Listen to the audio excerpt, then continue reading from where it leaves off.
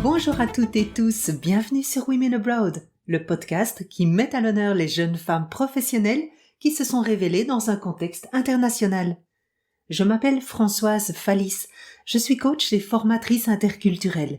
Expatriée, je réside actuellement au Luxembourg, après avoir vécu et travaillé pendant plus de 11 ans à l'outre-mer, en Égypte, au Maroc et au Nigeria à 2 reprises. Dans ce podcast, je vais à la rencontre de jeunes femmes qui ont entamé leurs études ou leur carrière à l'international. Je leur donne la parole pour exprimer leurs découvertes, le choc culturel qu'elles ont éventuellement vécu et leurs défis professionnels. Qu'est-ce qui les a étonnées, amusées, voire fascinées?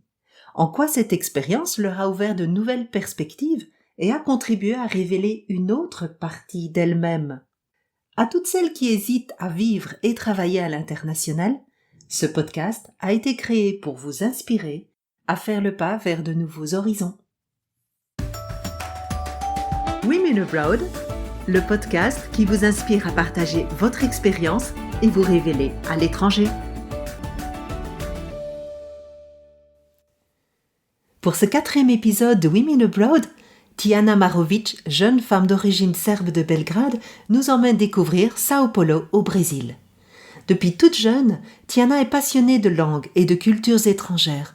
De Strasbourg en France, dont elle nous partage avec enthousiasme son expérience d'étudiante, à l'université où elle y étudie un master en communication internationale, elle s'envole ensuite pour un premier emploi vers Sao Paulo, au Brésil, où elle découvre les joies et les défis d'une acclimatation culturelle pas toujours simple, dans un pays bigarré, créatif et foisonnant. Avec clairvoyance et sincérité, Tiana nous partage ici sa perception des cultures qu'elle a côtoyées au quotidien, en tant que résidente étrangère, tout en mettant en perspective sa propre culture. En route vers Sao Paulo. Bonjour Tiana, merci d'avoir accepté mon invitation à partager ton expérience de l'étranger dans notre podcast Women Abroad. En fait, pour commencer, est-ce que tu peux te présenter à nous et nous dire en quoi le choix de partir étudier et partir à l'étranger s'est en fait imposé à toi? Qu'est-ce qui a déclenché ton départ à l'étranger pour y étudier et puis ensuite ailleurs pour y travailler? Bonjour, je vous remercie pour votre invitation. Je m'appelle Tiana, j'ai 26 ans, je suis née à Belgrade et en ce moment je suis à Belgrade, mais j'habite au Brésil, à Sao Paulo. Je pense que depuis toujours j'avais ce rêve d'habiter à l'étranger. C'était mon rêve, je sais pas pourquoi. J'ai toujours pensé que j'ai toujours peut-être idéalisé les autres pays, les autres cultures. Tout était très intéressant pour moi. J'étais très curieuse de savoir plus des autres cultures, des autres nationalités, des autres langues aussi.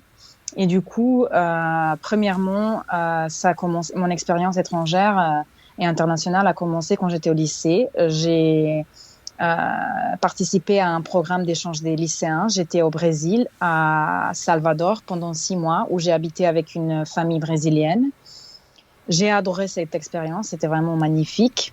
Puis, j'ai fait mon licence à Belgrade et après ma licence, j'ai décidé de faire mon master en France. L'année dernière, j'ai fini mon master à Strasbourg et puis après ça, je me suis déménagée à Sao Paulo où je travaille et j'habite aujourd'hui. D'accord. Voilà, c'est le résumé. Comment as-tu choisi l'université de Strasbourg pour y faire ton master? Comment ça s'est mis en place? Franchement, j'avais des autres options aussi.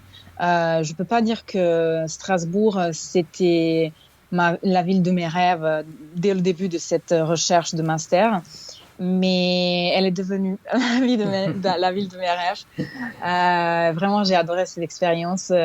C'était une expérience vraiment magnifique. J'ai rencontré plein de gens super intelligents, super intéressants. Je sais pas, les seules choses que je savais sur Strasbourg, c'était que c'était capitale européenne, que c'était une belle ville, beaucoup d'influence allemande et que c'était une ville étudiante. Voilà, c'est à peu près ça. En gros, ce que je savais sur Strasbourg. Et après, aussi, j'ai voyagé un peu autour de Strasbourg et tout ça. Et vraiment, j'ai adoré. Je pense que c'est une ville parfaite pour les étudiants. D'accord. En quoi est-elle parfaite pour les étudiants? Je pense que elle est très bien adaptée à la vie étudiante. Tout est bien pensé. C'était vraiment, je peux dire comme ça, confortable pour moi de vivre là-bas. Bien sûr que j'avais beaucoup de responsabilités, mais si je compare par exemple les campus ici en Serbie, à Belgrade, qui est capitale de la Serbie, et Strasbourg, qui est une petite ville en France, je ne peux pas comparer. C'est très bien organisé, tout est neuf, tout est moderne. C'était fantastique, vraiment. Je pense que j'ai vraiment profité 100% de cette expérience parce que c'est un standard que ici j'ai jamais vu en Serbie. Voilà, je peux dire comme ça. Tu parles en termes d'infrastructure, c'est ça? C'est ce qui t'a Oui, marqué? l'organisation de la ville aussi, euh, elle est très bien organisée. Transport en commun, les centres sportifs, les campus, les restaurants pour les étudiants, bibliothèques, les outils qu'on a eu disponibles à l'université pour les étudiants, comme les ordinateurs très modernes, les choses comme ça. Tiana, quelle structure d'accueil l'université mettait en place pour les étudiants internationaux? L'université de Strasbourg, en fait, ITIRI, c'est l'institut qui est attaché à l'université de Strasbourg où j'ai fait mon master, master en communication internationale. Dans ma classe, il y avait plein d'étudiants internationaux.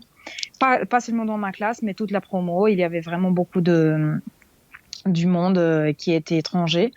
Et du coup, on a eu des cours de français pour les gens qui parlaient pas parfaitement français. Il y avait des visites des châteaux alsaciens qui se trouvent à côté de Strasbourg. Il y avait aussi l'organisation des randonnées dans les Vosges, par exemple. Il y avait aussi les activités sportives. Il y avait aussi une organisation étudiante, si vous voulez participer dans l'organisation des événements de master ou quelque chose comme ça. Et franchement, je trouve que ça génial parce que ça permet aux gens de se socialiser plus vite et de partager des bons moments et d'apprendre aussi avec les autres. Ça n'existe pas ce type de comment dire, d'organisation interne de l'université ici à Belgrade. Tout est très spontané et je sais pas comment dire, peut-être on néglige un peu des étudiants internationaux ici. D'accord. Et ouais. Donc il y avait vraiment une structure d'accueil, donc ça c'est vraiment très important, en plus des bonnes infrastructures que tu as beaucoup appréciées, Oui, modernes. oui, Et en fait, absolument. je constate que ton français est vraiment excellent. Est-ce que tu connaissais déjà le français avant d'arriver à Strasbourg ou tu as commencé à la base? Oui, bon, merci beaucoup. Moi, je parle français. J'ai commencé à étudier français quand j'étais vraiment petite. En fait, mon grand-père, il était moitié français et j'étais un peu obligée quand j'étais petite d'apprendre et de parler. Mais dans mon cas, c'était très positif parce que j'ai adoré le français. J'ai toujours adoré d'apprendre des langues étrangères. Donc, après l'école maternelle et après mon école, j'ai fait un lycée où ma matière principale, c'était la langue française. Après, à l'université, pendant mon licence, j'avais juste 2 ans de français. Et après, j'ai négligé un peu le français parce que j'ai appris le portugais. Et pour moi, c'était un peu difficile de gérer tout ça dans ma tête parce que pour moi, comme ma langue maternelle, elle est très différente que français et portugais. À chaque fois quand j'ai commencé à parler en français, c'était un mélange, un mix entre portugais et français. Donc, c'était un porte-français, je sais pas.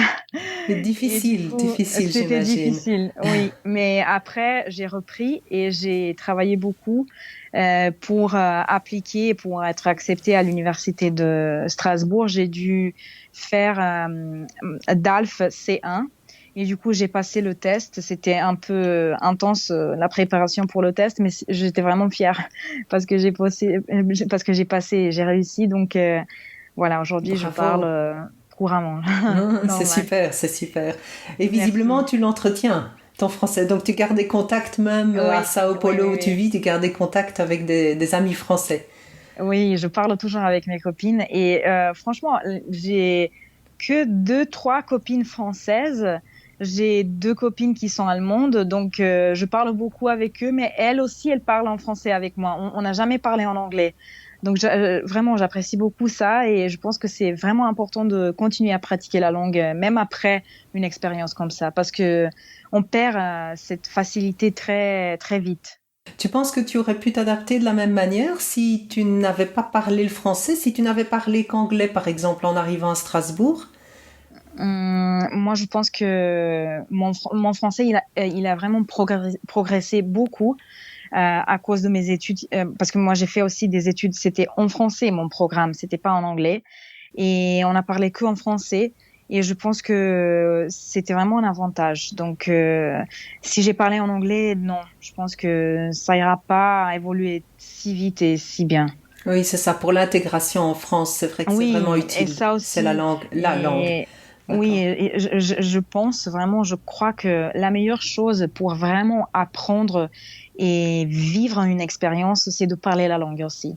Je Hmm. comprends pas des gens qui habitent pendant des années dans un pays et ils n'apprennent pas la langue. Non. Au moins un peu, je pense que c'est nécessaire. Oui, non, Pour comprendre le contexte des choses et tout ça, c'est important. je comprends. Quelle grande différence culturelle as-tu remarqué entre la Serbie et la France? Des différences qui vraiment t'ont marqué? Bah, la différence, peut-être, je sais pas, je pense que bah, la Serbie, c'est un pays de l'Est, mais je pense qu'on est un peu plus dans ce contexte latino que les Français.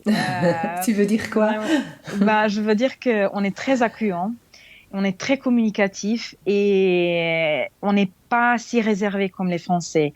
Je pense que les relations, mais quand même, il y a une différence positive et négative. Je pense que ici en Serbie, vous pouvez trouver des amis très facilement, mais après, ce sont aussi des amitiés superficielles. En France, si vous trouvez une copine, un ami, c'est vraiment très profond. Il y a une bonne base de cette amitié. C'est pas que pour faire de la compagnie. Tu veux dire Donc, qu'il y a des attentes en termes d'amitié, des attentes un petit peu différentes dans les deux pays? Un engagement vis-à-vis de l'amitié différent? peut-être, je dirais ça aussi. Je pense que ici en Serbie, on aime avoir des amis, mais on tient pas à la qualité de l'amitié. Je pense qu'en France, c'est plus la qualité que la quantité. Peut-être, je sais pas. D'accord, C'était mon expérience, au moins. d'accord. Et tu as des anecdotes à nous partager dans ce que tu as vécu en France qui montreraient, qui t'ont surprise en tant que Serbe? Bah, les anecdotes, je pense que j'ai déjà voyagé plein de fois en France, donc il n'y avait pas des grandes surprises pour moi, mais peut-être un peu, c'est pas une anecdote, mais peut-être une curiosité pour moi.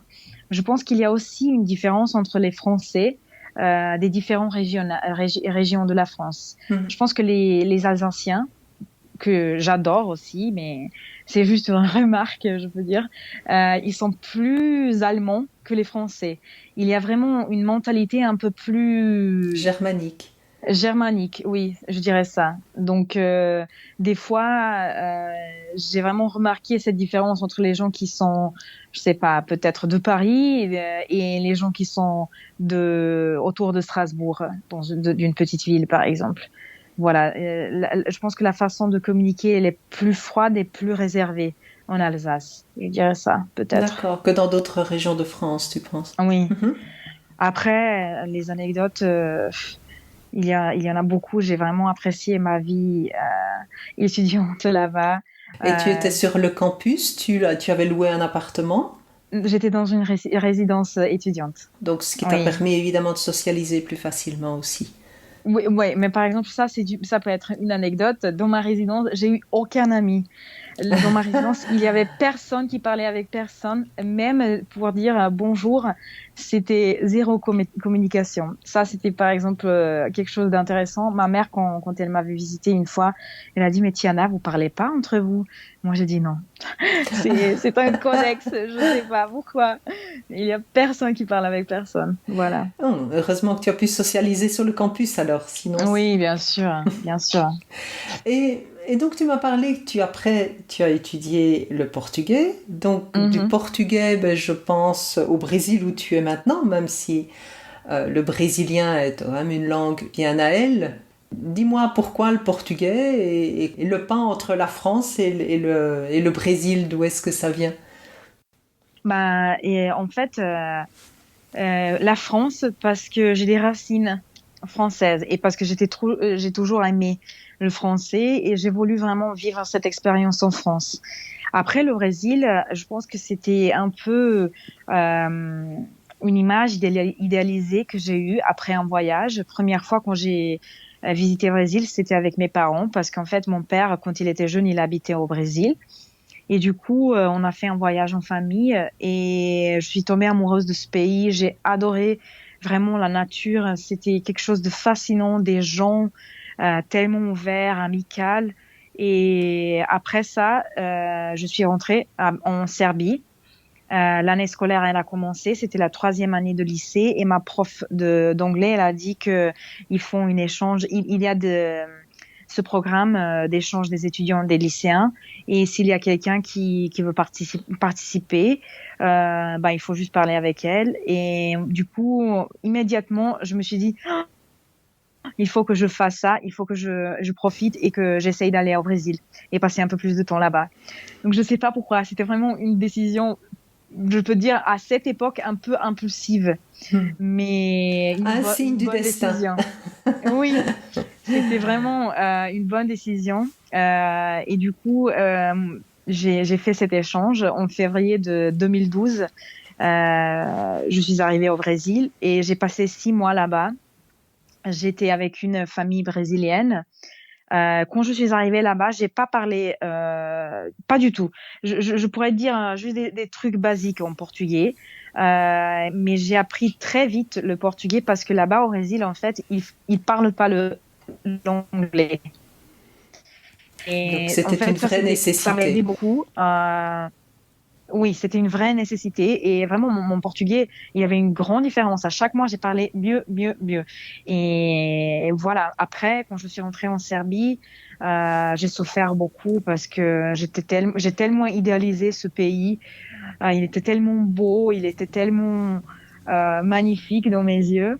Donc, je suis restée en contact avec la langue. J'ai commencé à étudier, à regarder des films, à novella, écouter de la musique brésilienne aussi. Et voilà. Après, ben,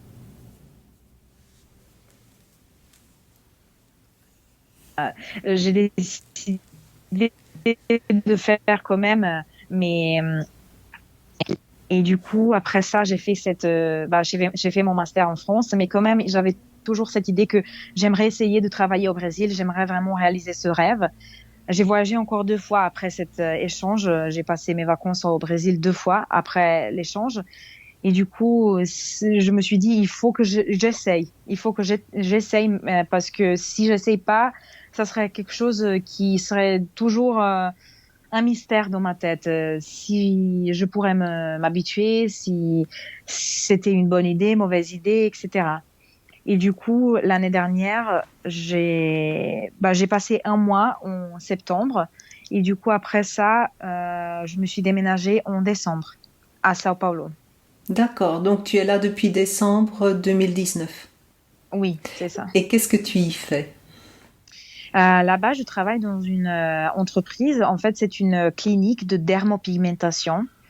Et moi, je travaille dans le secteur de marketing. J'ai des missions comme préparer produire en fait le contenu pour les réseaux sociaux, publier des nouveautés, rester en contact avec des clients importants, Voilà, il y a beaucoup de choses que je fais aussi. Je suis en contact avec des clients internationaux. C'est moi qui communique s'il y a des demandes, s'il y a aussi des nécessités des choses, parce que cette entreprise, elle fait de dermopigmentation, c'est un service, et aussi elle vend des pigments. Donc moi, je gère aussi cette communication par rapport à la vente internationale. Des pigments. Pigments, ce sont des pigments spécifiques. C'est pas le même pigment que, par exemple, le pigment pour le tatouage. C'est le pigment pour la dermopigmentation. C'est comme plus facilement à expliquer, c'est de dire que c'est un tatouage superficiel. Par exemple, D'accord. vous pouvez faire camouflage des cicatrices, vous pouvez faire le dessin des sourcils, les choses comme ça. Et c'est un produit typiquement brésilien. En fait, ce produit, vous pouvez le trouver même en France. Il y a une marque qui produit ce type de pigment, mais ce produit spécifiquement, il est brésilien et il est organique, bio, etc. Il est vraiment bien. D'accord, donc c'est un produit bio. Et ça répond à une demande liée à une mode, à un élément culturel au Brésil. En fait, on peut dire que oui, c'est une mode. Ça fait partie de marché du beauté. La beauté naturelle au Brésil, elle est très valorisée. La beauté en général. Les Brésiliens, Pour les hommes ou pour les femmes? Les les deux. deux. Je peux pas dire que c'est que les femmes. Il y a vraiment beaucoup d'hommes et sûrement il y a plus de femmes, mais il y a des hommes, beaucoup, vraiment. Je veux pas généraliser que ce sont que des femmes. Et en fait, la mode au Brésil, c'est la tendance de trouver la manière la plus naturelle de montrer et de, comment dire, donner un peu plus de charme de votre physique naturelle. Et du coup, dermopigmentation ou micropigmentation, c'est la même chose. Elle fait ça.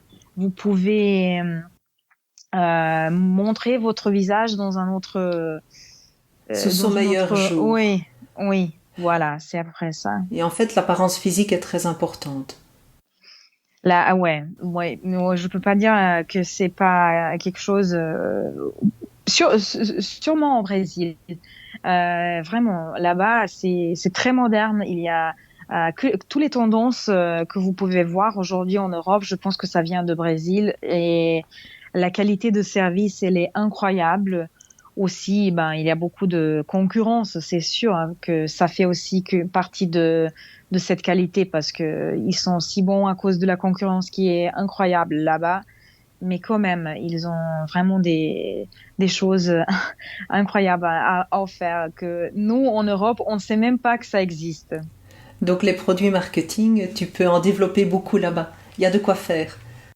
Oui, c'est sûr, c'est sûr. Et le marketing là-bas, il est très moderne, je peux dire, il est très original.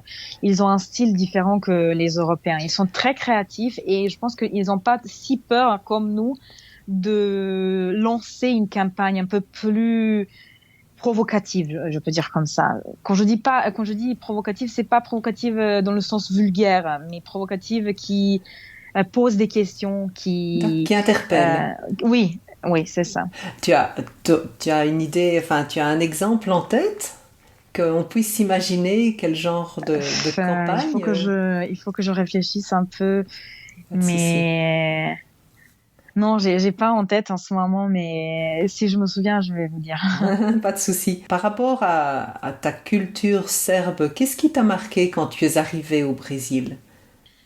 Ben, je pense que ce qui m'a marqué le plus, c'était les gens, ils sont très ouverts là-bas.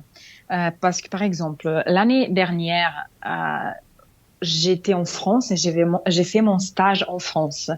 Si je compare j'ai fait mon stage dans une agence de communication en France, à Strasbourg. Si je compare les relations professionnelles en France et les relations professionnelles au Brésil, ça n'a rien à voir. Ah, Vraiment, j'imagine. les Brésiliens, ils ont une approche très personnelle. Tout est très personnel et moins organisé aussi. Oui, tu veux Euh, dire qu'on est moins dans la norme. On travaille de oui, manière moins structurée, mais plus de manière créative et spontanée. oui, oui, c'est sûr. Bah, en fait, je pense que les deux styles, ils ont des avantages et des défauts. Je pense que en France, ce qui est mieux, c'est cette organisation et structure. Vraiment, la France, elle a une structure magnifique. Même peut-être les Français, ils râlent que c'est pas si parfait et tout ça, mais si vous comparez avec des autres pays comme par exemple la Serbie ou même Brésil, qui est très semblable dans ce point avec la Serbie. C'est incroyable. La France, elle est vraiment très bien organisée et chaque employé, il sait un peu il y a un cadre d'émission, il y a un cadre de comportement, un codex. Et au Brésil, c'est très flou. Donc, Oui. un jour, vous êtes amis, l'autre jour, vous pouvez même discuter comme je sais pas, comme la famille. L'autre jour, vous avez une tâche très professionnelle et vous êtes très professionnel. Donc, il n'y a pas de règles là-bas. Oui, c'est ça, c'est une grande flexibilité Oui, au niveau des comportements en fonction des circonstances. oui, absolument. D'accord, c'est moins cloisonné en quelque sorte. Oui, on peut dire comme ça aussi. Oui, absolument. Tu as aussi une anecdote, quelque chose qui t'a très fort surprise ou interpellée ou que tu n'as pas apprécié à nous partager ou que tu as Ben, adoré au Brésil? moi, j'ai plein d'anecdotes de Brésil en fait, mais je pense que la majorité des anecdotes en fait, c'est lié à cette, c'est pas si positif non plus, mais cette grande différence entre les classes sociales. C'est quelque chose que, ben, peut-être on a, bien sûr qu'on a en fait ici en Europe, mais c'est pas si drastique comme au Brésil.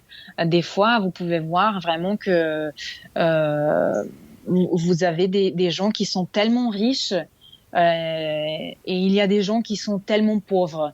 Bah, une anecdote, donc c'est par rapport à les classes sociales.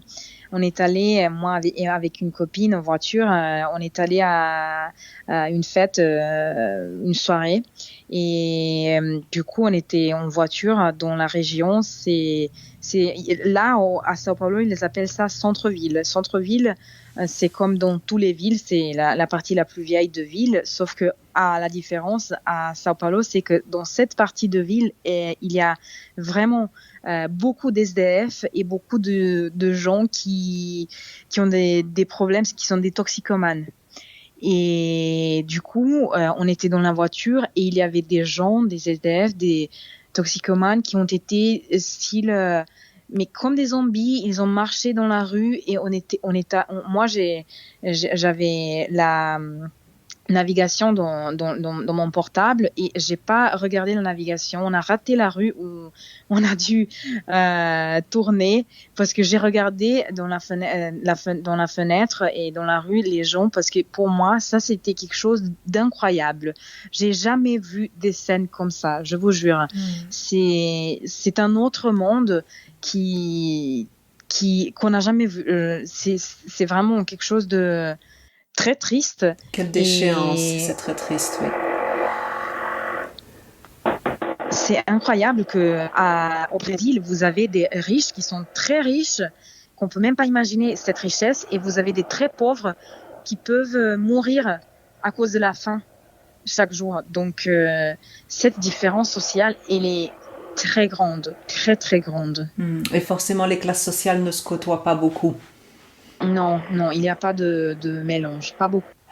Dis-moi, tu es partie donc, ça fait quelques années maintenant que tu as quitté le nid familial. Comment est-ce que les relations avec ta famille ont évolué?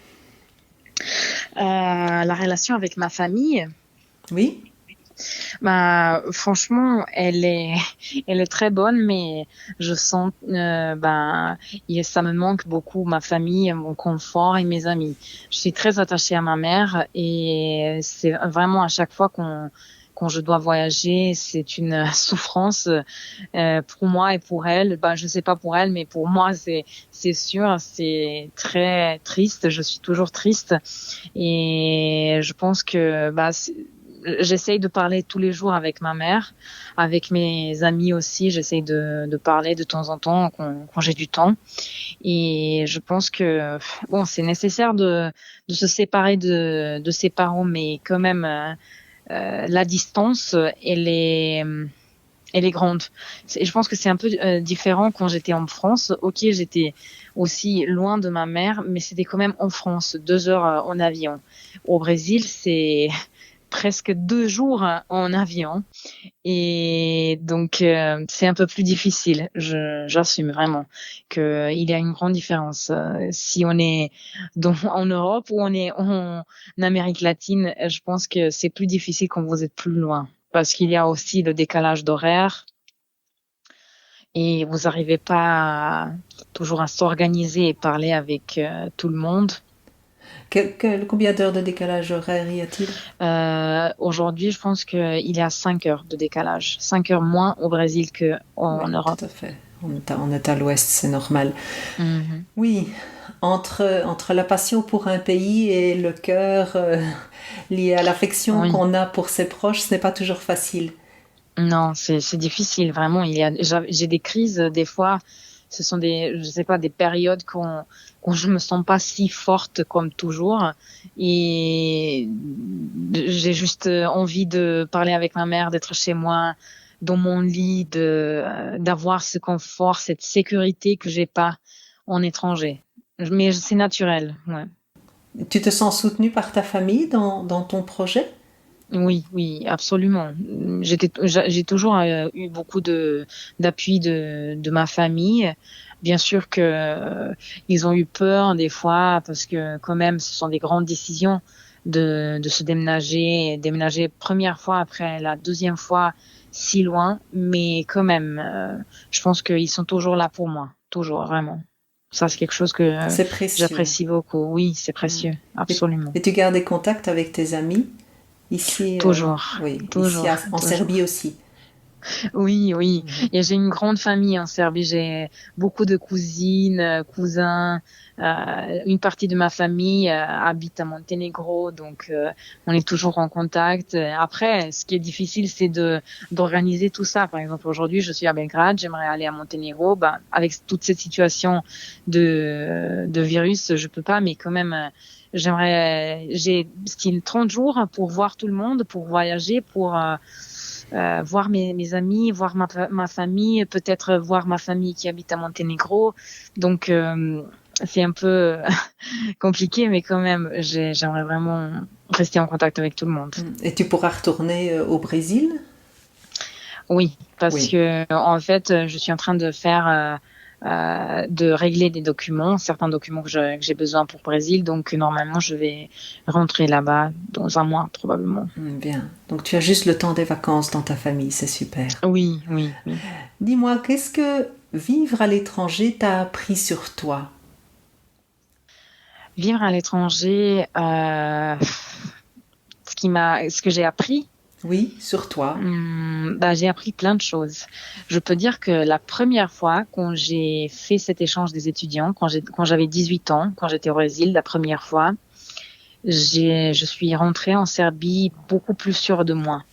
Je me suis dit, si je me suis débrouillée bien au Brésil, maintenant je peux me débrouiller partout, dans tous les coins du monde.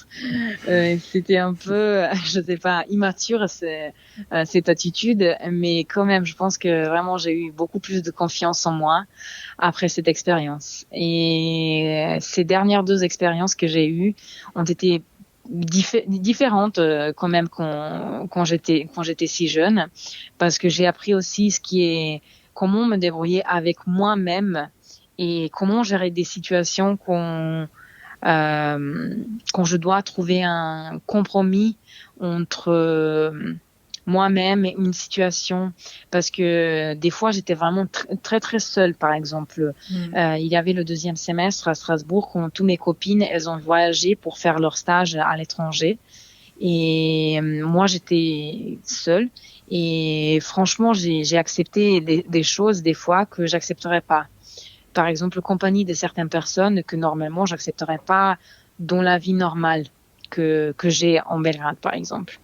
Mais tout ça, je pense que ce sont des leçons qu'il faut apprendre, que des fois il faut vraiment apprécier notre propre présence. Même si on est toute seule, il faut savoir comment gérer ce temps et ne pas se sentir déprimé, triste. Et voilà, je pense que ça, c'était vraiment un grand apprentissage pour moi. Il y avait un philosophe français qui s'appelle Alain, dont j'ai reçu le livre d'une très bonne amie, qui disait être le meilleur ami pour soi-même. Oui, exactement, c'est ça. Il faut savoir vivre avec soi-même des fois, parce que à la fin, oui, on dépend des fois des gens, mais quand même, on est plus dépendant de nous-mêmes. Comment on se sent, bah notre vie, elle sera comme ça. Moi, je pense vraiment que c'est ça. J'avais des phases, mais c'est dans le passé, heureusement. De toute façon, on n'est pas linéaire, hein, on vit toujours des hauts et des bas. Est-ce que le fait de voyager seule en tant que femme a-t-il impacté tes voyages? Est-ce que tu t'es sentie acceptée voyageant seule de la même manière en voyageant en France qu'en voyageant au Brésil? Quand même, je pense qu'il y a une grande différence de Brésil et France. Après, je dois dire que au Brésil, ils aiment beaucoup les étrangers. Donc, pour eux, si tu dis que tu es de la Serbie, la plupart n'a jamais entendu parler de ce pays, mais quand même, ils trouvent ça super exotique. Parce que t'es différent. Oui, mais vraiment, c'est exotique pour eux. Moi, je trouve les Brésiliens exotiques, mais eux, ils trouvent que moi, que je parle la langue très bizarre pour eux, que ça, c'est exotique. Donc, ils aiment des étrangers, mais quand même, il faut vraiment être très prudent. Au Brésil, si je compare Brésil et la France, en France, c'est plus tranquille. Oui, tu te sens plus en sécurité, tu veux dire, oui, c'est ça? Oui, et ben bien sûr qu'il y a des arnaques, il y a des choses comme ça en France aussi, mais quand même, au Brésil, il y a beaucoup de violence, il y a beaucoup de choses imprévues qui peuvent se passer, donc il faut toujours avoir des yeux ouverts. Donc oui, je pense que quand même il y a une grande différence. Je me rappelle d'une collègue de mon travail qui m'avait dit, moi je demandais si je peux aller à pied, si je peux rentrer chez moi à pied. Elle m'avait dit oui, tu peux, il n'y a pas de souci, tu es grande, donc ils attaquent moins les femmes qui sont grandes. Je sais pas si c'est la vérité. J'ai 1m78, mais quand même, je sais pas si c'est la règle. Je pense qu'il n'y a pas des règles. Mais je sais pas. Je pense que quand même il y a une grande différence. On est plus vulnérables les femmes au Brésil que les hommes, c'est sûr. D'accord. Et à la fois on travaille beaucoup l'apparence physique, c'est ça. Absolument. Et par exemple, je pense qu'il y a une grande différence quand je suis accompagnée avec un collègue homme qui m'accompagne par exemple dans la rue, on marche jusqu'à un resto, au supermarché, et quand je suis toute seule. Je pense que je suis vraiment plus vulnérable quand je suis toute seule que quand je suis avec un homme. D'accord. Je pense qu'il y a ça aussi. C'est un peu triste, oui, mais c'est la vérité. Accepte-t-on bien des femmes qui font du business, qui lancent une entreprise? Parce que si j'ai bon souvenir, la directrice pour laquelle tu travailles, c'est une femme, hein? Oui, c'est une femme. Oui, elle a fait beaucoup du succès. Elle vient pas d'une famille riche. Elle a tout ce qu'elle a construit. Elle était très déterminée. Elle a vécu pour son rêve et elle vit encore pour son rêve. Elle a beaucoup de plans à faire encore et à réaliser. Et oui, sûrement qu'elle peut dire plus de choses que moi sur ce sujet, que par exemple il y avait un peu de discrimination, par exemple dans les négociations, des fois avec des hommes qui se trouvent plus puissants que elle, qui pensent qu'ils peuvent lui payer pour un compromis qui n'est pas si bon pour elle, par exemple des choses comme ça. C'est sûr que ça existe, ouais. Quelle est la vie dont tu rêves? La vie dont je rêve, je pense que c'est quelque chose que j'aimerais construire moi-même. Donc, j'aimerais vraiment développer quelque chose qui va peut-être impacter, qui va être significant, je peux dire comme ça. Ah oui. J'ai des idées, oui, j'ai des idées. J'aimerais être entrepreneuse, je peux dire comme ça. D'accord. J'ai pas une idée fixe. Je pense à plusieurs choses, franchement. À ce temps de virus qu'on a passé en quarantaine et tout ça, ça m'a donné beaucoup de liberté et beaucoup de temps pour réfléchir. Et du coup, peut-être une conclusion que je peux faire après tout ça, c'est que j'aimerais développer ma propre histoire, quelque chose que je suis vraiment 100% dans ce projet. Et oui, c'est absolument quelque chose comme ça. Peut-être j'aimerais, par exemple, développer peut-être même un projet culturel, aider avec mes savoirs de marketing et peut-être certains savoirs de commerce, comment ça marche, comment vendre et tout ça. Et je sais pas, quelque chose comme ça. C'est quelque chose qui m'attire et c'est quelque chose que je pense ces derniers mois. Tu aimerais développer un projet qui porte du sens pour toi, mais pourrait avoir une influence sur le monde qui t'entoure. Oui, absolument, Oui, c'est impacté. ça. Oui, mais j'ai voulu juste ajouter que je pense que j'ai vu certaines choses et j'ai vécu certaines expériences qui peuvent moderniser quelque chose qui peut-être a déjà existé, qu'on a peut-être oublié ou que ça n'a pas fonctionné dans une époque, mais c'est parce que peut-être on n'a pas eu une reproche si moderne, si adaptée. Voilà, je pense que vraiment cette expérience au Brésil m'avait donné une vision différente et plus créative, que tout est possible. Que tout Voilà. est possible, voilà, presque le mot de la fin. Quel conseil, en fait, et ça c'est une question que je pose à la plupart aux personnes, aux jeunes femmes que j'interviewe, quel conseil pourrais-tu donner à d'autres jeunes femmes qui aimeraient, mais hésitent encore à faire le pas vers une expérience à l'étranger? Moi, je pense que il faut pas oser beaucoup. On n'a qu'une vie, il faut essayer. C'était ma pensée principale quand je suis partie au Brésil. Bien sûr, il y avait beaucoup du monde que je sais que les gens ils m'ont pas dit ah Tiana, c'est pas une bonne idée. Mais quand même, moi j'ai insisté, j'étais vraiment très déterminée. Donc il faut être déterminé, il faut suivre son cœur. C'est un peu cliché, mais vraiment ça fonctionne normalement. Et Certainement. il faut avoir, oui, et il faut avoir de la patience parce que les choses, surtout qu'on arrive dans un pays étranger, ça fonctionne pas. Il y a plein de choses qui fonctionnent pas.